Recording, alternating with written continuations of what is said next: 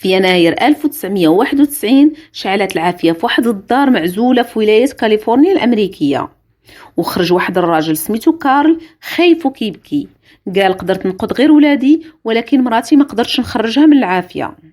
مراتو كان سميتها كريستينا، كانت في الحمام ولقاو رجال الإطفاء الجثة ديالها في البنوار محروقة.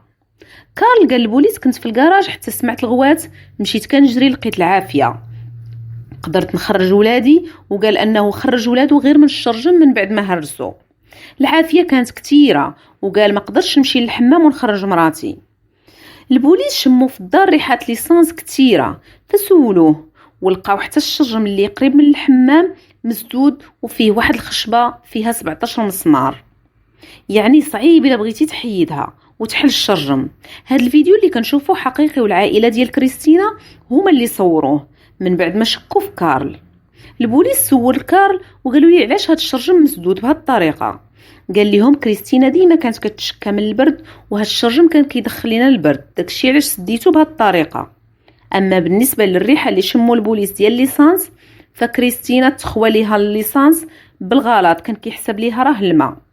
وقال لهم راه ربما العافيه شعلات حقاش كان واحد البيل محطوط هنايا، وكانت الحراره داك النهار، داكشي علاش شعلات العافيه. البوليس شكوا فيه وشكوا في هاد الصدف كامله اللي كيعاود ليهم، والعائله ديال كريستينا شكوا كتر. داكشي اللي كيعاود ما كيدخلش ليهم راسهم. مشات الجثه ديال كريستينا للتشريح، والطبيب اكد باللي كريستينا ماتت مخنوقه بالدخان. الاب ديال كريستينا لاحظ باللي كارل ما فيه حتى شي حرقه، وهو قال لهم نقدت ولادي من وسط العافيه، وحاولت ننقذ كريستينا ولكن العافيه حرقاتني. العائله ديال كريستينا كلها كتلاحظ باللي كارل كيعاود واحد القصه ما كتدخلش ليهم العقل، ولكن البوليس ما داروا والو وما شدوهش، قالوا ليهم ما كاين حتى شي دليل ضده. من بعد 3 ايام هز ولادو ومشى لنيويورك، وما حضرش حتى للدفين ديال مراتو. العائله ديال كريستينا ما قدروا يديروا والو، ولكن اختها بقات كتمشي للدار وكتصور وكتقلب على شي دليل. لقات واحد الخدوش في الشرجم اللي كان مسدود، يعني كريستينا بغات تهرب ولكن ما قدراتش بديك السده اللي كان ساد كارل الشرجم. دات هاد الفيديوهات وعطاتهم للبوليس، ولكن قالوا ليها هذا ماشي دليل. في مارس 1991 تسدات القضية على أساس حادث. كارل مشى خدا التأمين اللي كان داير على حياة كريستينا، خدا 215 ألف دولار أمريكية، يعني 215 مليون مغربية، ومشى نيويورك يعيش تما. ومن بعد عام تزوج بواحد المرأة سميتها ساندي، وعاش معها حياة زوينة كأن شيئا لم يكن. ومن بعد 16 عام كبروا ولادو، وغتوقع واحد الواقعة واحدة أخرى لولدو الكبير ليفاي. ساندي عيطت للبوليس وقالت لهم ولد راجلي راه كان في الكراج ورجعت عليه واحد الشاحنة باللور، وما عرفتش واش راه حي أو لا ميت.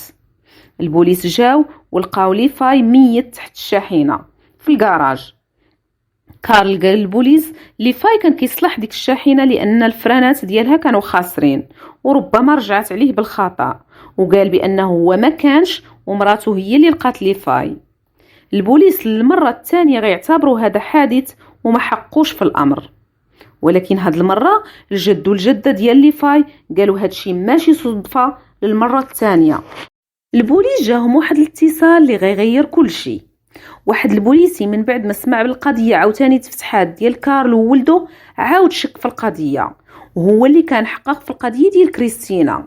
في ديك الوقيته كان شاك ولكن ما قدر يدير والو، ولكن بقى محتفظ بنسخة كاملة ديال القضية. فاتصل بالبوليس اللي كيحققوا في القضية من جديد، وصيفط لهم النسخة الكاملة وقال لهم على الشكوك ديالو.